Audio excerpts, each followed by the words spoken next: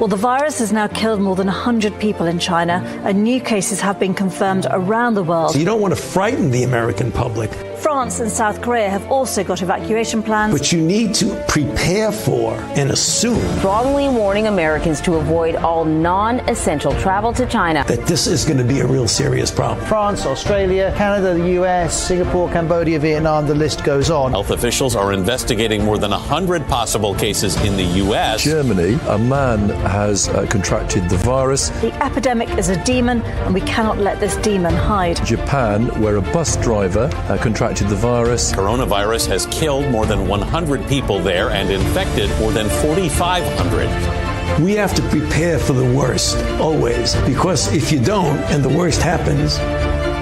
War Room Pandemic. Here's your host, Stephen K. Bannon. From the John Fredericks Radio Network, from AmericasVoice.News, that's Dish Channel 219 on FM 99.1, 103.9 in Chicago. Also with Newsmax TV later in the evening, and subtitle in Mandarin on G News, G Media, GTV, all of it to blow through the firewall. We're going to talk about Michael Horowitz and the firewall here in a moment. And we're going to have Dan D'Amico on as soon as we get Dan D'Amico hooked in. We couldn't get him on Skype. We're going to have Jason Miller back. We've got Jay Kansara, Dave Ramaswamy, Michael Horowitz, Elizabeth Yore. It's packed in the second hour. Now I want to bring in Dan D'Amico. You know, when President Trump talked about bringing manufacturing jobs back and making America great again as an industrial power, one of the very first people to endorse him, but more importantly, one of the very first people to kind of take those ideas that Lou Dobbs has been talking about on TV for years and years and years and actually help put together a program for President Trump were Peter Navarro and Dan D'Amico. You know, I don't know if President Trump would be the president of the United States if it was not for people like Dan D'Amico and their great ideas about manufacturing. He's been in the manufacturing business for his entire life. He's now chairman of a coalition for a prosperous America. Dan, thank you for joining us on War Room Pandemic. Oh, my honor and my pleasure. Thank you, Steve. Listen, we announced today another 2 million people. Another 2 million people are out of work, unemployed. We're over 40 million now.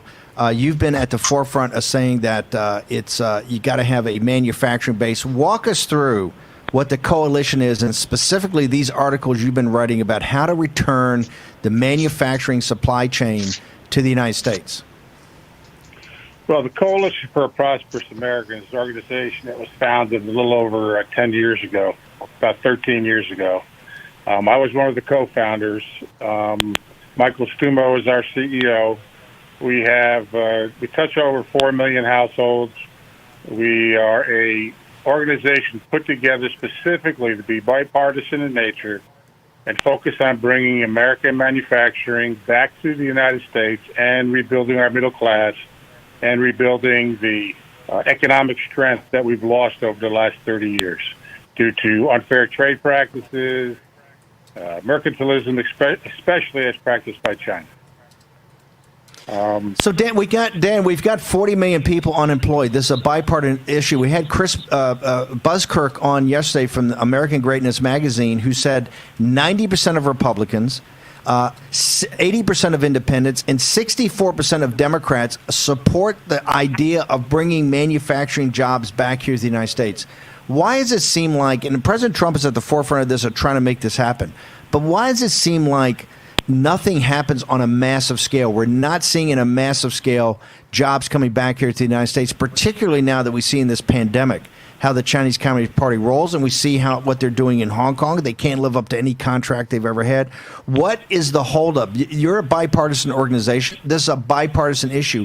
Why is it not happening at the scale that you think it should happen? Well, first of all, what we've been looking at and seeing has been in place for 30 years. It's been a disaster since the Chinese were allowed into the WTO.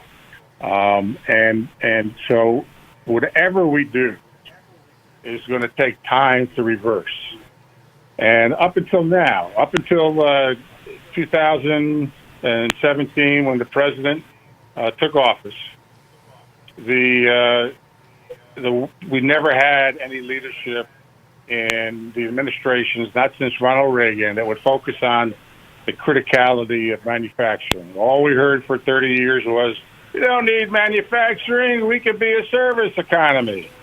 And if you read my book, American Made, Why Making Things Will Return Us to Greatness, I talk about all these things in it, in particular the fact that our service economy gave us nothing but one bubble after another, all the way up through the Great Recession. And the fact that our manufacturing sector was no longer 15 to 20% of our GDP, but now an anemic 8 to 9% at that time, we could not have a balanced economy. And a balanced economy is absolutely necessary to have economic security and national security.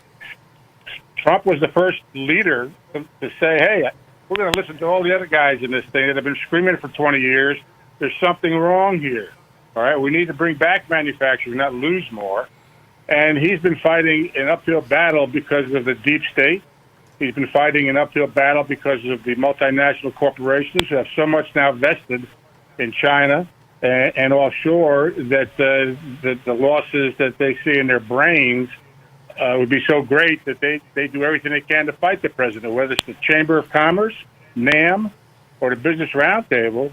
There's only one organization in this country fighting to support the president's economic and trade policies, and that's the Coalition for Prosperous America. And we're getting stronger every day. And we are going to keep talking about what it's going to take to bring American manufacturing back. And the problem is we haven't had the leadership at the top. We got it now. And we do everything we can to support the president and his agendas.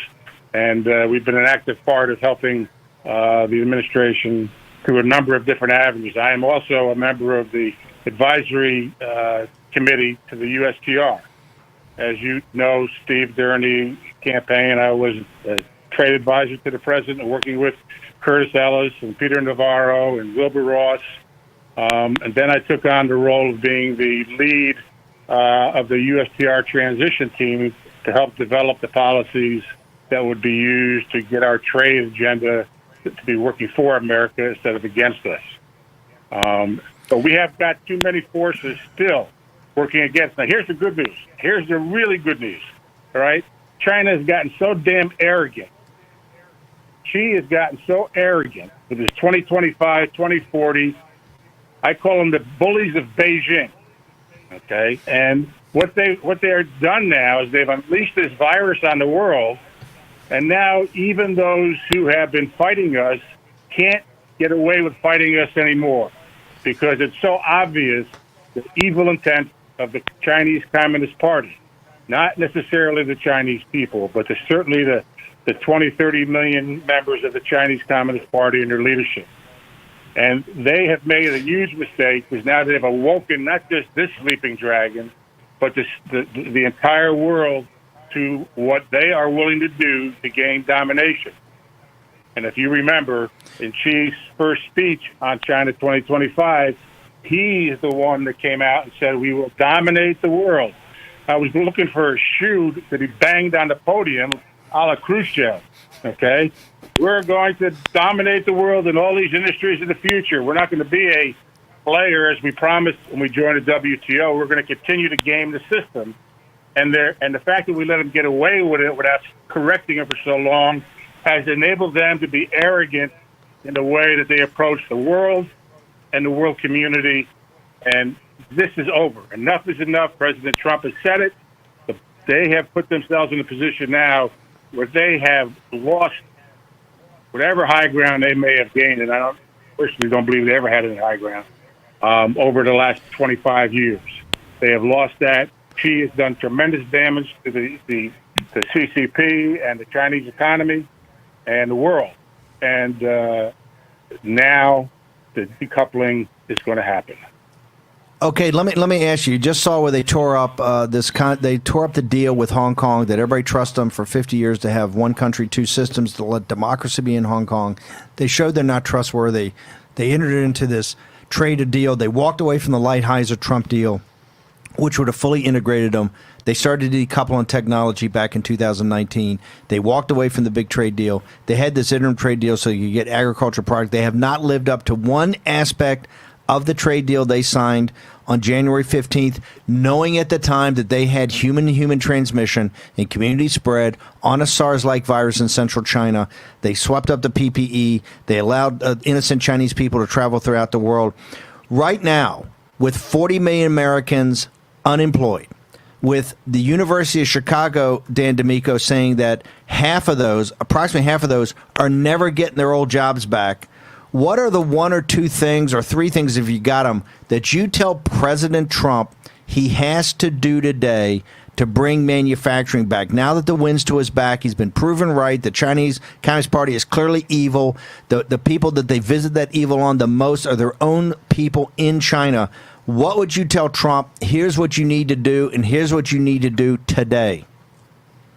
It's not difficult. It's not complicated. It is something that will take a lot of work in his leadership, and that is we need to have the kind of effort that we put forward during World War II, where the Ford Motor Companies of the world built our bombers and the GMs of the world built our military vehicles and so on, where they responded to the challenge during a time of war. We are in a time of war now. We finally engaged against the enemy who's been fighting the war against us for 25 plus years. And the president needs to use the authority of his War Powers Act to basically incentivize, both with positive and negative incentives, our manufacturing companies, our global multinational corporations, incentivize them to come back here and rebuild our manufacturing, rebuild our supply chains, which we have lost to China, and to make sure that we have removed from our economy all influences of the CCP, whether it be in universities or in our government or in our Congress or in the mainstream media. We need to make sure that we have a competitive dollar, but not an overly strong dollar, because we need to be able to be globally competitive. The Chinese have just started manipulating, well, they never stopped manipulating the currency, but they've just now reinitiated a stronger push for it. And everything they've done with their currency becoming weaker since the 301 was put in place has almost negated the benefits of the 301 because of the weaker Chinese currency. The president needs to attack on all fronts, whether it be currency, whether it be incentives to lower tax rates, to help move companies back to the United States. And he needs to pull these guys into his office and say, gentlemen, you've had your day in the world of Chinese taking advantage of all of us. We need you to respond in a strong way. We are in a war. We need to win it. We need to win it for the future of our country, the world, and for our children and grandchildren. And so the incentives have to be put in place. Yep. And I can list you a number of incentives. Hey, we got to bounce. What I want to do is get your Twitter feed and how people get to the website for the coalition, how they get access to the books on Amazon. The book American Made is a must-read. It's by Dan D'Amico. How do they get to your Twitter, social media, and how do they get to your website? Okay. My Twitter feed is at Dan R. D'Amico, DANRDIMICCO. I'm also on Facebook and on LinkedIn. You can find me there. And the Coalition for Prosperous America is something the American people that are listening to your show should educate themselves on by going to prosperousamerica.org. We are fighting for you. We are fighting for the president's agendas on trade and economy and a stronger America and a stronger middle class and bringing jobs and manufacturing back. Join us in our fight. We are the only organization out there that is doing this. The Chamber, NAM, and the Business Roundtable are not our friends. Dan D'Amico, American Patriot. Sir, thank you very much. To rebuild the arsenal of democracy. Really want to thank you for coming on War Room Pandemic. Anytime, Steve. D'Amico, go to this site. I want to get the Twitter feed up, and we'll have this. This is a guy that has fought for years to bring manufacturing jobs, the arsenal of democracy, like we did in World War II. And listen to Dan D'Amico. We're engaged in an economic war on the most evil power that's ever walked the earth, the Chinese Communist Party. We're going to return on War Room Pandemic. I want everybody to go to hashtag War Room Pandemic. Michael Horowitz next on how to tear down the firewall using high technology. Next on War Room Pandemic. Brett Favre, legendary quarterback. Jerry Rice, legendary wide receiver. You ready for your weekly meeting? Yeah, we're ready. Let's do this. Let's stack the deck. When legends play, they wear Copperfit Advanced Back Pro. Copperfit's best-selling compression back support just got better with new double-band adjustable supports for customizable compression when you need it most. Since I put this on, I feel so much better. The core is the most important thing. To know that I'm stabilized here. Whatever I'm doing, I can give it 100%. 4 built-in stabilizing supports designed to improve posture and help reduce lower back stress and strain. You have back pain and it's affecting your everyday life. You do something. If you can find something to help you get back out and be active like Copperfit, go for it. Absolutely. Do not give up. A high-performance compression fabric infused with the powerful properties of copper, 360-degree flexible mobility, and lightweight, durable construction. Nothing more painful than having back pains. If you're aching, if you feel like you can't work out anymore, you can. And that's with Copperfit. Yeah. It's for all of us who still want to be active, still want to compete. Way to go. That's what I'm talking about. Man, this really does feel good. It feels to me like the fountain of youth. Copperfit's best-selling back support just got bigger, badder, and better. Or call 1-800-944-5851. Or on the web at advancedbackpro.com. Get yours now for only $19.99. This does feel good. That's what I've been saying. You think it was fair? It was fun. Play for the love of the game. Copperfit, live limitless. As our nation battles the coronavirus and we hear about some of the not so great things happening in our world right now, it's important to remember there's still plenty of good things happening around us. First off, a company called Prisma Health has created a splitter that allows up to 4 patients to use 1 ventilator. The FDA has already approved that design. And Dyson is known for their vacuum cleaners, but the company will soon be known for retooling and designing ventilators. 15,000 of them will soon be ready for shipment. Also, if you're a healthcare worker, Hertz has your number. During the month of April, the company is offering free rental cars to healthcare workers in New York City to make their commute easier. And the maker of Crocs is giving away 10,000 free pairs of the shoes to healthcare workers until supplies run out. Finally, there's a new trend where kids are drawing pictures of rainbows and hanging them in windows. So you see, there's plenty of good news to report on right now. Of course, please remember to wash your hands a number of times a day. I'm Mike Garofalo for America's Voice. War Room Pandemic with Stephen K. Bannon. The epidemic is a demon, and we cannot let this demon hide. War Room Pandemic. Here's your host, Stephen K. Bannon. Smart companies run on NetSuite because NetSuite gives you visibility and control over the 7 areas you need control over. That would be your finance, your economics, your modeling, your human resources, your inventory, your capital expenditure, all of it. And that's why in this day and time, in this pandemic, in this crisis of capitalism, what you need if you're an entrepreneur, whether your company's $1 million in revenue or $100 million, anywhere in between or even bigger than that, you need NetSuite. Because remember, fortune favors the bold. Okay, now I want to turn to, we've got Jay Kansara has joined us, a Hindu-American activist. As you know, Prime Minister Modi is one of my heroes. India is the central ally we have with Japan and Australia in the Pacific. And China, the Chinese Communist Party, always uses crises to strike. During the Cuban Missile Crisis, people forget, what did they do? They started a border war with India at that time. They always use crises to strike. What we've got now, we're talking about, we've had on the show today, we've had from Hong Kong, we had Mark Simon talking about the new bill that's going down. We just had Dan D'Amico about how the Chinese Communist Party cannot be trusted.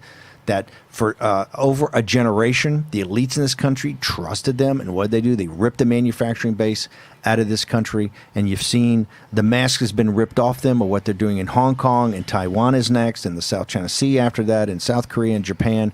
They're trying to isolate our two allies, India and Australia. This is like 1938 all over again, folks. Well, there's been a voice out there from the Reagan administration and the Bush administration, one of these old fighting dogs, a guy named Michael Horowitz, and he's been saying for a while, hey, here's a solution. I got a solution. You know, do your capital markets thing and do your stock stuff and do all that. That's fine. But what these guys understand is power, and they understand information warfare. And the reason they're winning is that they have a firewall. Like the Berlin Wall was around Berlin, and we heard today, Jimmy Lai said in his Twitter, Hong Kong is the Berlin of this generation. Okay? Well, Michael Horowitz has been saying this for a while. And just like the Berlin Wall captured the people, the Iron Curtain, as Churchill described it at Fulbright University right after World War II, the Iron Curtain locked in the captive nations. The Chinese people, old 100 names, Lao Beijing is our ally. They are the deplorables of China. They're our ally. They want to breathe the fresh air of freedom. That's why the Chinese Communist Party is in Hong Kong, and they don't care if you're going to pull your trade deal. They don't care if you're going to shut down your capital markets. They don't care if you're going to blow up the Hong Kong dollar. Yeah, it all makes life tougher for them, but what makes life unlivable for them is the Chinese being free and having democracy, freedom of assembly, freedom of speech, and particularly, ladies and gentlemen, freedom of religion. Okay, as we show every week on our specials, Descent into Hell, the voices of the Chinese people as they come through, and we've had Michael Horowitz on, I think, 2 of those, talking about the firewall. They say, with the firewall, we can't practice whether we're Falun Gong and believe in this Buddhist spiritualism, whether we're Muslim and we're Uyghurs, whether Tibetan Buddhist under the Dalai Lama, whether we're house Christians, evangelical Christians, whether you're Catholics, whatever. If you want to study philosophy. Right, as Pottinger laid out in his brilliant May 4th speech that connected the basic tenets of the Judeo-Christian West with the underlying philosophy of China from millennia ago. It's the firewall that stops that. And Michael Horowitz, who's tough as boot leather, is sitting there going, hey, what are we talking about? This is all, President Trump says nothing's inevitable. It's human action and human agency that's going to get us through this. Yes, the forces of history all converge, and it seems so powerful, but it's human action. If you look back through human history, I'm a big believer in the cycles of history and the fourth turning. But in those, it's always individuals that drive the momentum forward. And that's where we are today. Michael Horowitz, very specifically, you have thought about this a lot. You're a great lawyer. You were general counsel at OMB. You're a practitioner. You're not some just guy at some not-for-profit organization. You've been in the belly of the beast. You know how to make things work. You're sitting there saying, hey, we could tear down this firewall, and we could do it in 90 days and free the Chinese people and literally start to destroy the Chinese Communist Party. So be specific and tell our audience what your recommendation is that the administration and Congress, what everybody has to do to make this happen. Well, Steve, the first thing is we hit a high spot yesterday when Secretary Pompeo issued the following tweet. This is the most forthright statement ever made on this issue of internet freedom by any American official. Pompeo said, the U.S. stands against and will not tolerate government-imposed internet shutdowns and other forms of censorship during or after this pandemic. We join the call to promote and protect internet freedom at all times. So Pompeo is getting, Steve, what you have understood probably as well as any person around, which is the Chinese regard the internet as not disruptive, but toxic, deadly. They have spent billions on protecting that firewall, and the United States has spent almost nothing. It's been a conspiracy of bureaucratic sabotage that has blocked the United States from doing anything. Well, now we've got the Secretary of State announcing U.S. policy, and what we need is the follow-up from your listeners and others. to put meat on those bones. As I said before, there is a provision in the appropriations bill that gives the State Department absolute authority to tap into funds that have as much as $3 billion in them to mount whatever program the State Department feels right to mount to achieve global internet freedom. We also have in the State Department an extraordinary man, the former dean of the engineering school at Purdue University, who is the science and technology advisor to the secretary. And he is very sophisticated about the things that can be done and can't be done. And he knows, by the way, that in the war between the firewalls and the people who want to shatter the firewalls, for every dollar we spend to shatter them, the Chinese and the Iranians are going to have to spend $1,000 to try and block it, and they won't be able to do it. So the technology's on our side.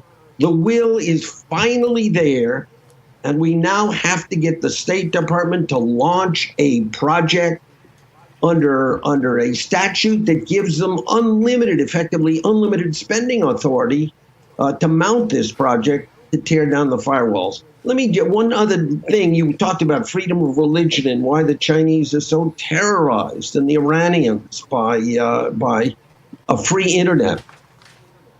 You know, even Hillary Clinton called the internet the 21st century highway to freedom of religion. She got that absolutely right. But then, of course, her administration, at a critical moment when we were trying to mount an anti-firewall initiative, some big shot from the administration told the Washington Post, we can't do it because if we did, and here I quote, China will go ballistic.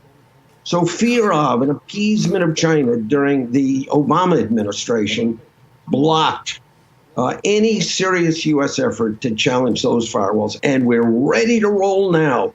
We have got groups that are ready to put pressure on the State Department, not that they need it, but it'll be helpful to say, look, let's get some meat on the bones of the promise that Secretary Pompeo made yesterday. Let's have a defined program that is financed by whatever it takes, a few $100 million. $200 million for this is a spit in the ocean. You know, Steve, we're now throwing $1 trillion out of airplanes to buy masks. So we can surely afford whatever it takes to mount a major program. Now, what will the effect be? You've said in 90 days we can tear down the firewall. I think that's possible if we do it right, but that's an optimistic view. The fact is we got to get started. And even if we fail right now or immediately, this is a war we're going to win. They can't win this war. We're going to put the option to China of either blocking the option will be you'll either let a free internet take place or you got to shut down the internet and your businesses become the businesses of North Korea. So we can do it. Why do I think and why do you think it's possible within 90 days? Because the bureaucrats who have run it, and Steve, it's unbelievable. There's this sort of mysterious woman at the BBG who for 10 years has been in charge of all the programs to block firewalls. You know, her activities, the late Michael Novak, John O'Sullivan said, the United States efforts to challenge the firewalls under the Obama administration would not have been any different had they been run by a Chinese or an Iranian agent. That's how bad it's been. And now we are ready to roll, and we can do it in 9. They said, just this comment, Steve, the person in charge of all the U.S. programs said that there's one program that would be very likely to smash the firewalls in 90 days for less than 3% of the budget of the old Bureau of Broadcasting Governors. And she then defunded that very program, cut it to zero after she told Michael. I'm finished. Yeah. Michael, we've got to bounce in 30 seconds. What's the name of this section? Segment 2710. What do people have to focus on when we get people to start calling and emailing? What is that? Everybody listening to this program should communicate to the State Department and say the time has come to launch a Section 7050 initiative to tear down the internet firewalls of China and all the dictatorships of the world. Launch a 705. That's it. That's the section of the appropriations bill that gives unlimited spending authority to finance this initiative. Okay, we've got to bounce. Michael Horowitz, we're gonna get all your social media up. Thank you, brother. You're a warrior. 7050. We're gonna take down the firewall, free the Chinese people, bring prosperity back to the world. The hottest new razor is taking the men's grooming world by storm. And if you don't have it, you need it. MicroTouch Solo, the hyper-advanced full-body razor that trims, shapes, edges, and even shaves with micro-precision. And it's totally safe to the touch. Go solo for full body control with one tool. No nicks, bumps, or ingrown hairs. Edge beards and goatees with one touch. Clean your neck, barber shop perfect. And check this out. Snap on the guide to tame growth and perfectly shape your full beard. And keep new growth stubble trimmed exactly to your style. And look, the Solo Full Body Groomer trims precisely the length of hair you want. Snap off the guide and remove unwanted hair anywhere in seconds. What makes Solo different than your ordinary razor? Dual-sided German stainless steel blade. Shave up or down at 200 microstrokes per second. The Ultra Flex pivoting head contours perfectly to you for precise results. 3 custom grooming guides for control of exact length and shape. And a built-in LED light so you never miss a spot. Solo is so precise, you need no creams, no soaps, and no water. Ditch the old man clippers and toss the scissors. You've got to go solo. Call 1-800-709-9777 or go online at microtouchsolo.com and get yours now for only $19.99. Complete with German stainless steel blade, pivoting head, built-in spotlight, and 3 custom grooming guides. Everything you see here for just $19.99. The all-new MicroTouch Solo Full Body Groomer. The one tool that does it all. Hi, Linda. Looks like you've got a prescription to fill. Any idea how much that's going to cost in there? The exact same drug that's $10 at this pharmacy is $150 at this one. GoodRx finds prices and discount coupons on every prescription. Just input the drug name and instantly find savings at virtually every pharmacy in America. Next. What can I do for you? Here's my prescription, and I have a coupon from GoodRx. Nice price. Stop paying too much for your prescriptions with GoodRx. Some people say dress your age. That's ridiculous. I dress how I feel. Yesterday, I felt bold with boundless energy. This morning, I woke up calm and unbreakable. Tomorrow, who knows? Age is just an illusion. How you show up for the world, that's what's real.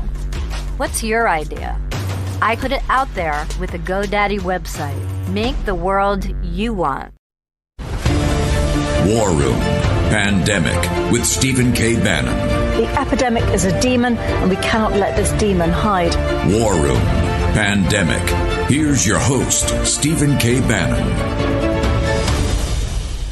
Fortune favors the bold, and if you're bold, that means you can be an entrepreneur. If you're an entrepreneur, you need NetSuite by Oracle. Go to our website right now and look at the top of it, netsuite.com/Bannon, and go see the 7 actions businesses need to take now.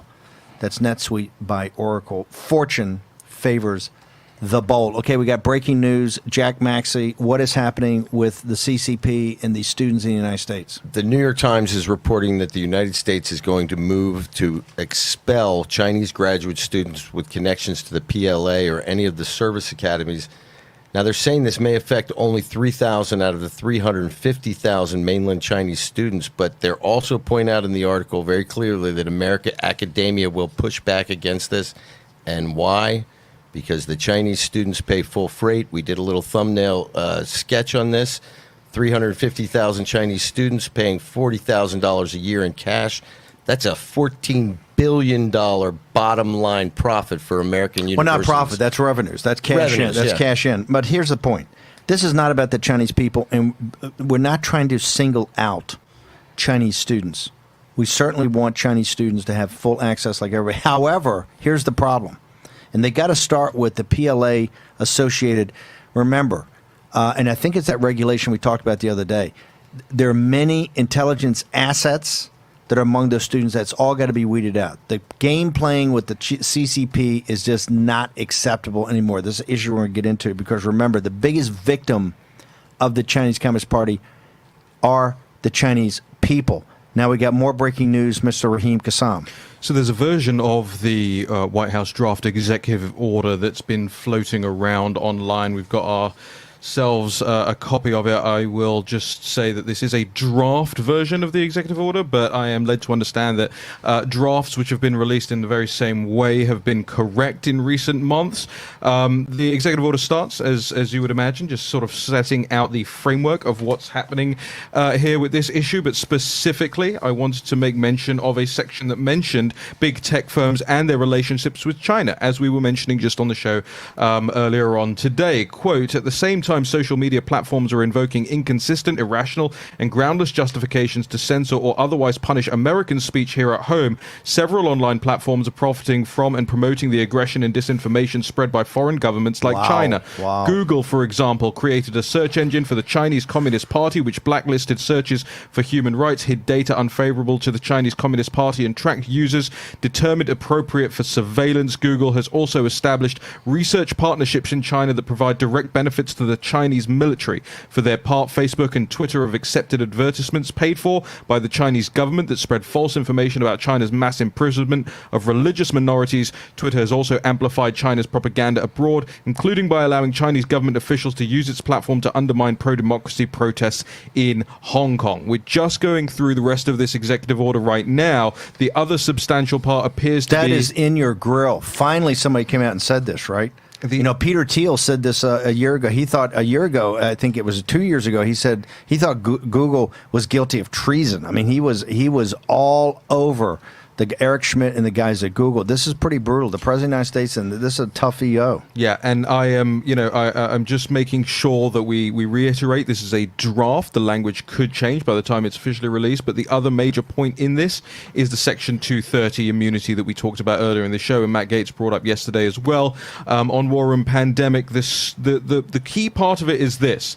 Quote, the scope of that immunity should be clarified. Now, big tech hawks will naturally say that that is a weak position from the administration. The idea that the 230 should be clarified will obviously still leave the judiciary to decide on the implementation of Section 230. They're not actually, on first glance, calling for sweeping changes to this, but just clarifications on how it's actually used. We have do you have the tweet about Raheem, the audience hashtag War Room Pandemic? I can remember. Someone said Raheem is on fire. You're like a C-130 gunship, guns ablaze, nonstop. I mean, we finally found a topic Raheem knows something about. That's how good you are. Yeah, you know why? Because I like the sound of my own voice so much that when somebody censors me, I take it personally. Now, here's something that just came out today, and I'm trying to find the actual quotation, but John Roberts of Fox News just tweeted, in response to China's move on the Hong Kong Security Act, Speaker Nancy Pelosi calls President Xi Jinping an oppressive tyrant. In my interview the other day where I said Nancy, on China Wire, David Barboza, the New York Times joint venture, I said at the end, where's Nancy and her leadership? Speaker Pelosi, I've always said you're a master political strategist. I've been there. I've had your back. Thanks for stepping up. We want to know where you were. You're MIA. Now you're back in the fight. Nancy, welcome to join President Trump, and now we're taking on the CCP. I want to turn to Jay Kansara, a long-time activist, Hindu-American. Also, Dave Ramaswamy. Everybody knows Dave. Dave has been the guy who's helped us understand and deconstruct the numbers. He's from the Indus Latin Venture Capital Fund, one of the smartest guys around. Okay, guys, as you know, I'm a huge Modi fan. Modi is a huge President Trump fan, and President Trump loves Modi. India is our strategic partner on the Pacific, on the Eurasian landmass. What is going on? Is there a war? We got 5,000 troops the other day. Jack Maxey just tells me, New York Times reporting, you get 10,000 troops today. Is China going to war with India up on that long border in the central part of Asia that you share? Are they trying to strike now that they see another crisis in this pandemic, Jay Kansara? Yes, they are. They're deflecting from what is clearly a failure of their own leadership internally, and they're trying to, build up their nationalist base by pushing troops onto the border with China. This happens actually every summer, and the biggest conflict that happened prior to this was in a area that where India, Bhutan, and China kind of meet in 2017, where actually India came out on top of that because China had to retreat its position, and both at the diplomatic table and on the ground. But this time, the Chinese PLA they are aggressively putting troops on the border. They're building encampments that are intended to be there permanently. Their argument, and Ramaswamy, jump in here. Their argument is that, hey, this is Chinese territory. We really feel for the Indians, but this is ours, and we're going to do what we want. We're going to build what we want, and we don't care what India has to say about it. That's their argument, right? That is their argument, but that's been their argument on almost all territorial things, that they think it's theirs and nobody else has a right to assert their claim. And India is rightfully within its claim. It's been documented, and it's even State Department officials such as Alice Wells have said that this is just indicative of the aggressive tactics that China has been taking in other parts of the region. Now, why are they amassing troops on the border? When you get 10,000 troops, rule of thumb is that's a division of infantry. Why are they doing that? Why are they massing troops up there? And are you guys countering this? India is most certainly countering this, and they are doing it every lock and step. They are not going to retreat. They have made that very clear, that they are not going to step down, and they are going to push back every inch possible. It's also interesting to note that not a single bullet has been fired on the line of actual control or against China since 1975 or 76, whenever the last armed confrontation was. These guys are literally getting into fist fights at the borders. Persia is clearly, Iran is clearly. Yeah, go ahead, Dave. What do you got? Steve, this harkens back to the CCP playbook ever since their founding in 1949. If you remember, they gobbled up Xinjiang province, which is East Turkestan. They gobbled up Tibet in 1950. And since then, they've been threatening their neighbors and harassing and gobbling up territory. For those of you who remember the 80s video game Pac-Man, the CCP strategy is like CC Pac-Man. They're gobbling up territory to detract from their own failures stemming from this crisis. I mean, both India and the U.S. did not sign up for the Belt and Road Initiative, but we have all been inadvertently placed into the One Virus, One Road Initiative. We are all part of Virus and Road. So the CCP is trying to deflect from their own internal failures, their own internal incompetence.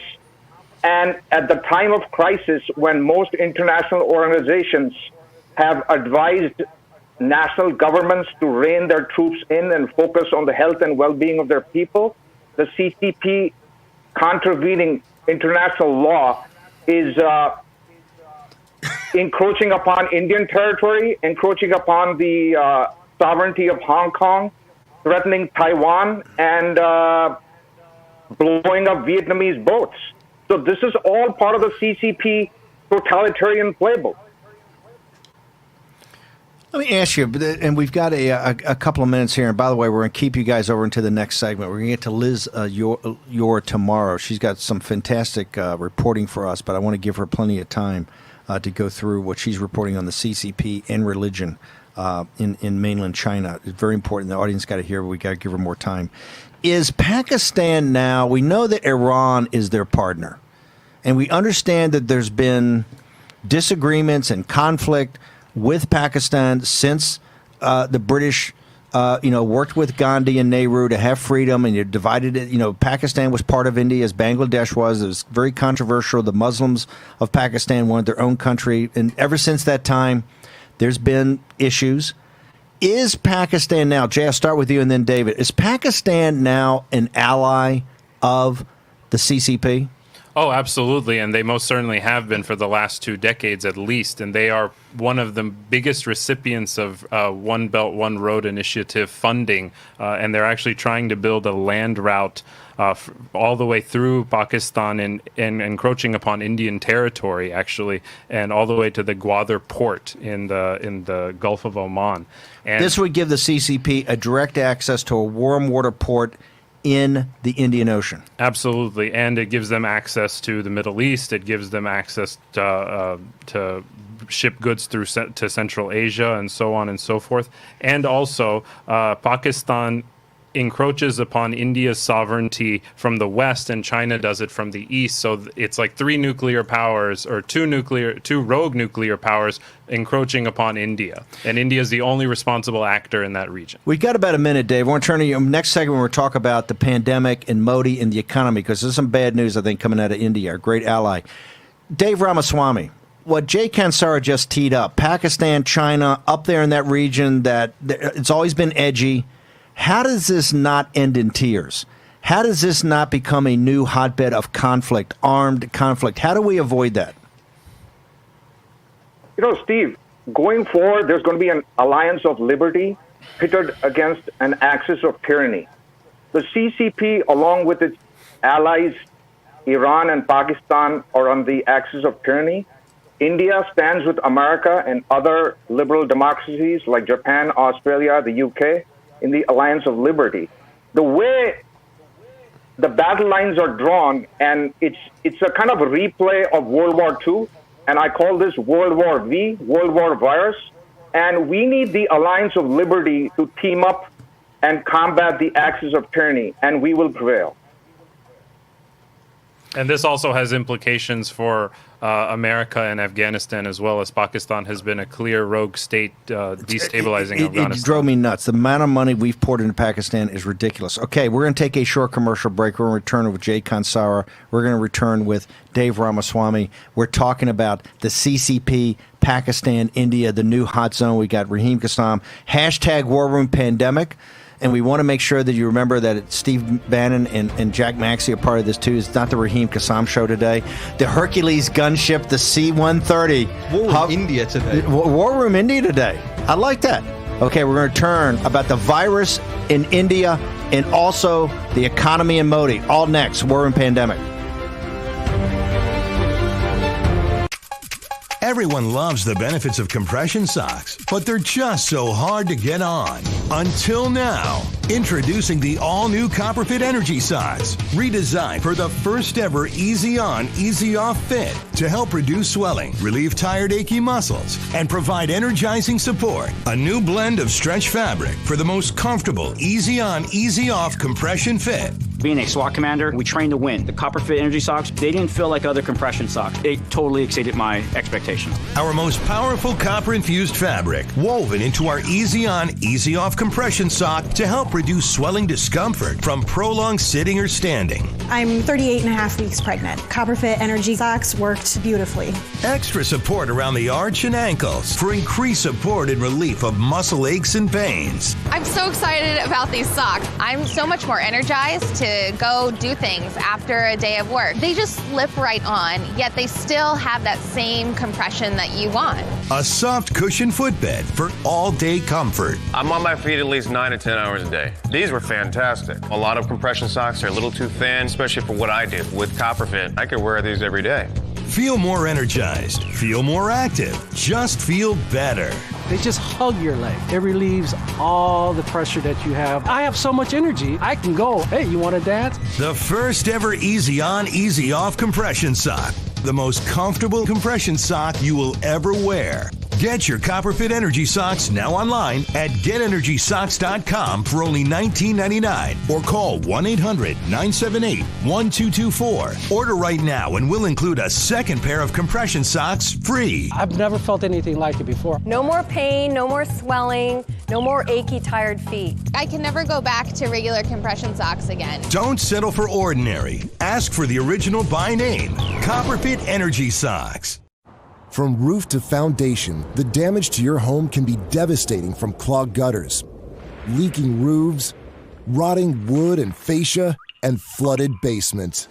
Protect your entire home with Leaf Filter, the nation's #1 rated gutter protection system. Once our ladders go up, you can put yours down forever. One of the things that I like the most is that I don't have to get back on the ladder anymore. Leaf Filter starts by cleaning, sealing, and realigning your gutters.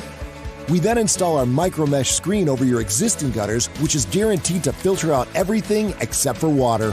Trying other products is what made us finally go to Leaf Filter. And Leaf Filter's lifetime transferable warranty makes it an extraordinary value. Leaf Filter is going to make my home more valuable, especially when I go to sell it. Call 833-LEAF-FILTER or go to getleaffilter.com for your free gutter inspection and estimate. Call or log on today and save 15%. War Room Pandemic with Stephen K. Bannon. The epidemic is a demon, and we cannot let this demon hide. War Room Pandemic. Here's your host, Stephen K. Bannon. 7 actions that businesses need to take now. If you're an entrepreneur, you need this software package. It's NetSuite by Oracle, which is the largest software package on the cloud today. Over 20,000 businesses, whether your business is $1 million in sales, $100 million in sales. Fortune favors boldness. If you're an entrepreneur, you need to know how to mitigate risk. This is the tool that will help you. Go to netsuite.com/Bannon, Bannon, to get your 7 actions businesses need to take now. You can find out everything you need to know about the NetSuite package. The sponsor of War and Pandemic. Okay, we got breaking news, and we'll talk about this EO. We got a lot to cram in here in 8 minutes. Very quickly, just gone through more of this executive order on big tech and social media censorship. The Section 230 stuff, let's park that for a minute. It's that will be down to interpretation in the courts, but things that really have stood out to me are the prohibition on spending federal taxpayer dollars on advertising with online platforms. That's something we talked about earlier, about how a lot of these platforms rely on government funds in some way, shape, or form. So that goes some way to addressing that. But the really interesting thing is on page 4 of this, they appear to class big social media platforms, Twitter and Facebook named explicitly, as the functional equivalent of the traditional public forum. And it says they shall... Boom, they're listening to you, brother. They should not infringe on protected speech. And just lastly out of this as well, there have been 16,000 complaints to the White House since May 2019 of censoring or bias by big tech, and there will be the Attorney General shall establish a working group regarding the potential enforcement of state statutes that prohibit online platforms from engaging in unfair and deceptive practices. The White House Digital Strategy Team will work on that, and it says specifically they will monitor or create watch lists of users based on their interactions with content or users, monitoring users based on their activity. So they're going to be watching to see how I change, my likes change, my reach changes, and therefore be able to hold the tech companies to account. The Bernie Bros got to jump in here. This is for free speech. Okay, quickly. Breaking news out of China. Breaking news, Epic Times reporting that there is yellow rust, a fungus infection in the wheat crop in China. So far, estimated 1.5 million acres. Multiply that by 2 tons of wheat per acre, you see they have a big problem. This is the 4 horsemen of the podcast. I'm telling you, this famine's going to be bad. Remember, they lost half of their hog population last September and August and September. That's what forced them to do the trade deal. That's before the coronavirus, the swine flu. Now they've got this thing, this pestilence in their crops. This thing's not heading in a good direction. Speaking of not heading in a good direction, we love Modi. We love India. In fact, we got the India hour here. We're out there. We got Vish. We got Raheem. We got Jay. We got Dave Ramaswamy.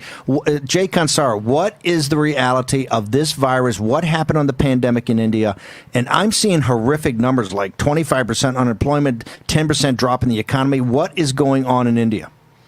1.3 billion people are essentially under some form of a lockdown or other, and so you've got to give Modi credit that he was able to execute one of the most difficult lockdowns in human history. Probably it's never been done before. And what this means is that the Indian people, the economy is going to contract by 5%. Jobs are going to disappear. The informal economy, which makes up about 90% of India's workforce, is going to essentially be rendered helpless because they are not able to move around. They're not able to transact. and you have spiking cases in certain metropolitan areas of India, which further necessitates expanded lockdown. China hates India because India is the largest democracy. However shabby the democracy is, you have 800 million people vote. You're free men and women. What's going to happen? Dave Ramaswamy, what is the world going to need to do to help India? You're talking about 100 million people unemployed. There's so many people barely on the out of starvation to begin with in a country that's still got rampant poverty. Dave, what does the world need to do to assist Modi to get this thing turned around? Steve, Narendra Modi is the Tom Brady of democracy. He's also the Michael Jordan of democracy. 600 million people voted for him in 2014, and he received a bigger mandate last year. So what the world needs to do is stand with Prime Minister Modi. I mentioned the Alliance of Liberty, and this is in line with what Secretary Pompeo said a couple of weeks ago. He said at this point, the world has to look at supply chains that only run through countries that respect democracy, respect free speech, and respect liberty. And he included India, South Korea, Japan, Vietnam among those countries.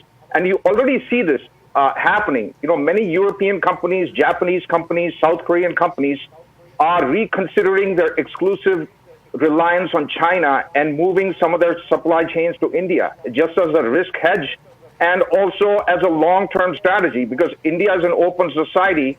And as this pandemic has demonstrated, I mean, you look at two contrasting approaches. China vacuumed up PPE, hid the extent of human-to-human transmission, and exported the virus and infected people all around the world, right? And then they supplied defective PPE, defective masks, defective test kits. On the other hand, you had India, which exported HCQ, you know, the Trump pill, to over 100 countries, saved thousands of lives. And even within India, Steve, India has had the lowest number of deaths per million, less than 2 deaths per million in this pandemic. This is compared to 100 to 500 in Europe and about 70 to 80 in America. So they have managed, through their open society, excellent public health infrastructure, and fantastic contact tracing app, which has won plaudits around the world and which they're now open sourcing to other societies. So let me conclude by saying both America and India share many values of openness, democracy, free speech, religious pluralism. And going forward for both of our countries, we have to recognize that food and health security underpin economic security, which leads to national security. So what Prime Minister Modi is doing going forward is to completely restructure the agricultural supply chain within India. He has a phrase, be vocal about local. And we've talked about this.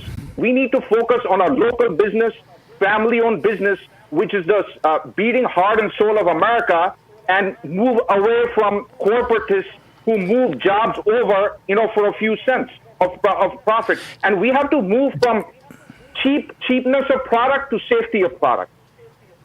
Dave, we gotta bounce. Jay, how do you get to your Twitter handle, and people can find out? You'll have the action plan up there. How do they get to your Twitter handle? At JP Kansara, and Dave is at Indus Latin. Okay, you guys are fantastic. I'm going to take more time, maybe get a whole hour broken out next week, or maybe one of these specials. Jay Kansara, Dave Ramaswamy, Raheem Kassam, Vish Burra, Jack Maxey, Stephen K. Banner. We're going to see you tomorrow at 10. War Room Pandemic. Go to the site all day long.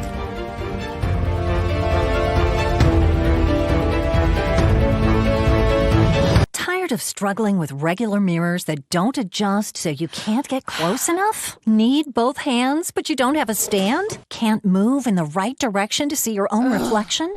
You need Flexible Mirror, the bendable, light-up magnification mirror that comes to you. Watch. Just stick it on and turn the base. The super suction locking mechanism means you can put it on any smooth surfaced place, horizontal or vertical. Lock it onto any mirror, table, or desk. Use it in the shower, even on a window.